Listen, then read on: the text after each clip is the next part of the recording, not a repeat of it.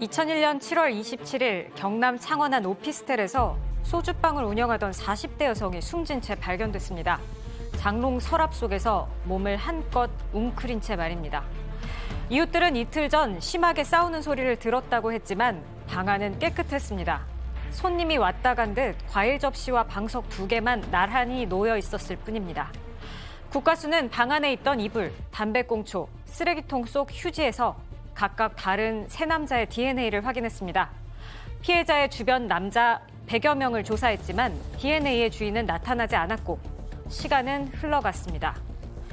한 달 후쯤 담당 형사는 여성의 통화 내역에서 수상한 점을 발견합니다. 누군가가 사건 당일 오전 공중전화로 여성의 오피스텔 말고도 다른 술집 2군데에 전화를 한 겁니다. 그리고 결정적인 증언이 나옵니다. 여 종업원을 구하냐고 묻는데 목소리는 남자 같았다. 이 말을 들은 형사의 머릿속에 담배꽁초에 묻은 립스틱 자국이 스쳐 지나갔습니다. 과연 사건의 실마리를 찾은 걸까요? 오늘 사건 엑스파일에서는 미제가 될 뻔한 창원 장롱살인 사건을 다룹니다. 자, 저도 이게 2001년 사건이다 보니까 어렴풋이 기억이 나는데 말이죠. 손 변호사님. 네. 자, 일단 정리를 해보면 처음부터 피해자의 시신이 장롱 속에서 발견이 됐다. 네.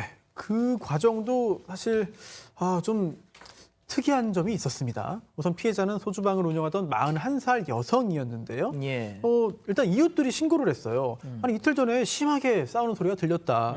그리고 또 남동생도 누나와 연락이 되지 않는다. 이러면서 여러 차례 신고를 했습니다. 심지어 경찰이 5번이나 출동했거든요. 예. 그러면서 직접 본 거예요. 집도 방도. 예. 그런데 침입 흔적도 없고 여러 가지 특이한 점이 없었기 때문에 이거는 범죄라기보다는 단순히 가출 내지 실종 정도가 아니겠느냐라고 보면서 실종 수사를 진행했습니다. 그런데 놀랍게도 남동생이 그 집 안을 좀 이제 살펴보다가 장롱 서랍에 꽁꽁 묶인 채 몸을 웅크리고 있는 이제 누나의 사체를 발견하게 된 거죠. 아니, 백 기자, 경찰이 5번이나 현장에 왔다는데 그걸 왜 시신을 발견을 못했을까요? 이게 실종 신고도 됐었고 또 싸웠다는 소리도 듣고 그랬으니까 이제 주민들이 먼저 신고를 했던 모양입니다. 근데 외부 침입 그런 흔적을 찾지 못했다고 합니다. 방 안은 살인 현장이라고 하기엔 너무나 깨끗했고 손님을 접대한 것처럼 과일 접시랑 방석도 있었고 또 싱크대 안에는 뭔가 먹은 밥 공기 2개가 있었다고 합니다. 또 이 사체에는 손에 다이아몬드 반지가 끼워져 있었는데 이런 금품을 가져가지 않았으니까 경찰은 이를 토대로 면식범에 의한 살인 이렇게 봤습니다. 자, 양 변호사님, 보통 이 범죄 수사물 같은 거 보면 면식범 소행 같다 그러면 그 범위가 확 좁아지잖아요. 네. 수사가 되게 수월했을 것 같은데. 사실 이제 경찰에서 그걸 기대를 했겠죠, 처음에는. 그리고 수사하는 과정에서 피해자 방에서 이불이나 쓰레기통 이런 데를 뒤져서 DNA도 딱 3개를 찾습니다. 3개밖에 안 되니까 그나마 용의선상이 굉장히 좁혀지겠다. 게다가 한 사람은 또 피해자의 애인이었던 거예요. 아하. 근데 애인 같은 경우에는 알리바이가 확실했습니다. 게다가 애인이 DNA가 나온다는 거 어찌 보면 당연한 일일 수도 있지 그렇죠. 않습니까? 그러면 DNA가 2개가 남는데 예. 거기서부터 나랑이 부딪힌 게 이 피해자 주변 100명가량의 남자들을 조금만 이내에서도 다 채취를 해봤는데 그중에 2명이 안 들어있었던 겁니다. 자, 팀장님, 그러면 지문은 어땠습니까, 지문? 지문이라는 것이 저희가 지금 알다시피 한 번은 생기면 없어지지 않거든요. 이 지문이 정확히 나오면은 완전 지문일 경우에는 인적사항 추적합니다. 왜냐하면 우리들이 주민등록증을 할 때 10지문을 찍기 때문에 추적이 되는데 지문이 반만 찍힐 경우에 완전 지문 그러면은 실제적으로 신원 추적하기가 매우 힘들어요. 그러니까 그 남아있던 지문이 완전 지문이 아니고 쪽지문이라고 하는데 예. 그러니까 일부분만 나왔기 때문에 범인을 특정하기가 힘들었던 거죠. 그렇군요. 네네. 자, 그래가지고 이렇게 수사가 미궁에 빠져서 한 달 넘도록 범인을 찾지 못했고 수사가 거의 그냥 처음부터 다시 원점으로 돌아갔을 무렵 뭔가 딱 잡혔다는 거 아닙니까? 네, 전화 통화 내역이었습니다. 이 오피스텔에 전화기가 있었어요. 유선 전화가. 그래서 그 유선 전화 통화 내역을 다 분석을 해본 건데요. 그날 당일 오전 8시 13분에 오피스텔로 전화가 왔던 겁니다. 그런데 어디서 그럼 전화가 왔느냐 찾아봤더니 공중전화에서 온 거예요. 어허. 아침 8시 13분에 마산에 있던 한 지하상가의 공중전화였습니다. 그런데 더 중요한 단서가 하나 나옵니다. 결국 그 공중전화에서 이 피해자 집에 오피스텔에 전화가 온 다음에 연달아서 다른 두 통의 전화를 걸었거든요. 그런데 이걸 보니까 둘 다 술집이었습니다. 게다가 공통점이 또 나온 거죠. 왜냐, 피해자가 운영했던 소주방과 또 연달아서 두 통의 전화를 걸었던 그 다른 두 주점, 즉 셋의 공통점이 발견된 거죠. 뭐냐면 최근에 그 당시에 직전에 한 생활정보지에 여종업원 구인 광고를 냈던 겁니다. 아하. 공통점이 발견된 거예요. 예. 게다가 또 그 두 주점 중에 한 주점의 사장이 당시 상황을 경찰에 전달했는데요. 네. 이게 상당히 큰 단서가 됐습니다. 뭐였냐면 여종업원 구한다는 소식 듣고 전화했다.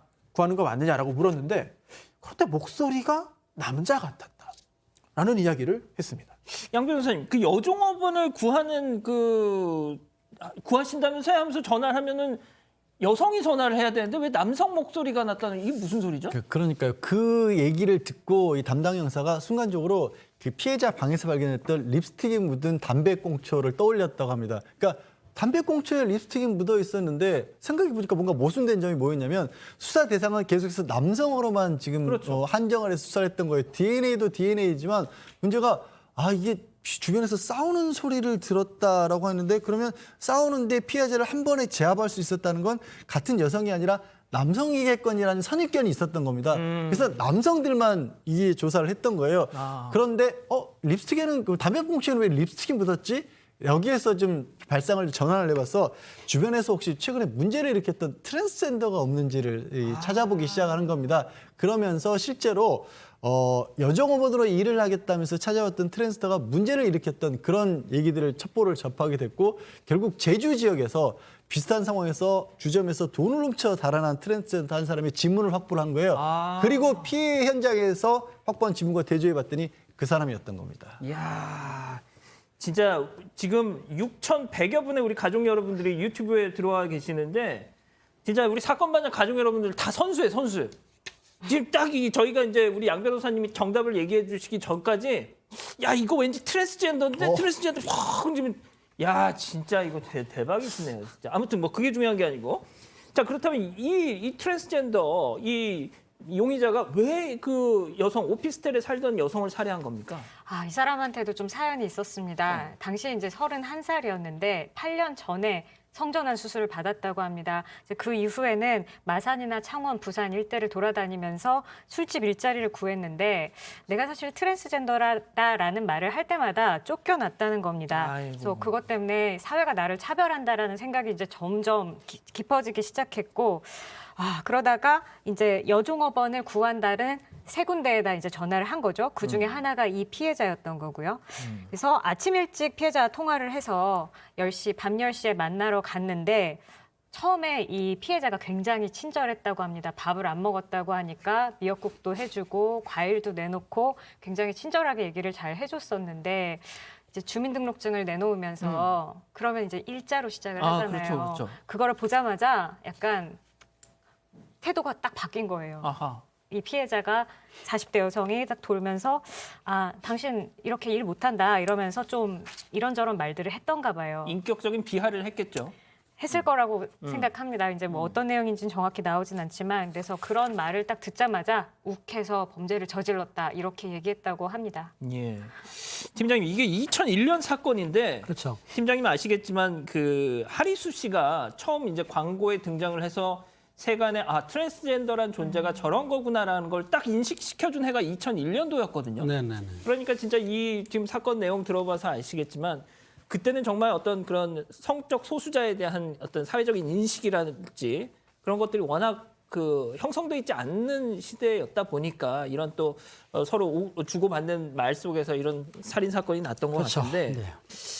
이런 좀 결국 이 립스틱 또 지문 이런 과학 수사가 뭐가 됐든 진범을 밝혀낸 거네요. 그렇죠. 과학수사라고 한다면은 지문, DNA, 최근 핸드폰, 그다음 CCTV가 많은데 당시에 지문이란 건 뭐냐면 종생불면 말인부동이거든요. 그러니까 쌍둥이 같은 경우에는 DNA는 거의 같습니다. 그렇지만은 쌍둥이일 경우라도 지문은 틀려요. 전부 틀리거든요. 예. 근데 지문을 이제 일일이 찾아서 검색하는데 알다시피 주민등록 만들 때에 주민등록증 열지문을 찍기 때문에 다 베이스가 있어요. 데이터베이스에 돼 있지만 DNA는 우리가 범인을 체포해서 DNA를 채취해야만이 베이스가 있기 때문에 일반인들은 DNA 데이터베이스가 없는 거예요. 그러니까 DNA 나와도 그 사람이 전에 범행 안 했으면 찾을 수가 없다. 하지만 지문은 가능하거든요. 예. 근데 옛날 제가 형사 초창기에는 지문을 일일이 확인했습니다. 그러니까 궁상문, 재상문, 와상문 같은 게 있는데 종류별로 분류해가지고 일일이 한 장씩을 확인했는데 시간이 많이 걸려요. 되면서요. 그렇죠. 아이고. 그 렌즈 같은 거 보면서 지금은 아피스라고 그래가지고 지문 자동 검색기가 있어요, 사실은. 그러니까 요즘에 보면은 영화, 외국 영화 보면은 CSI 같은 경우 쫙 하잖아요. 그 정도 속도는 아니더라도 우리나라도 일일이 채취를 안 하고 자동 검색을 하기 때문에 옛날보다는 수천 배 빨리 피해자를 추적할 수가 있다. 많이 발전했습니다, 지금. 아이고, 알겠습니다. 예, 알겠습니다. 자, 사건 엑스파일 이 정도로 정리하고요.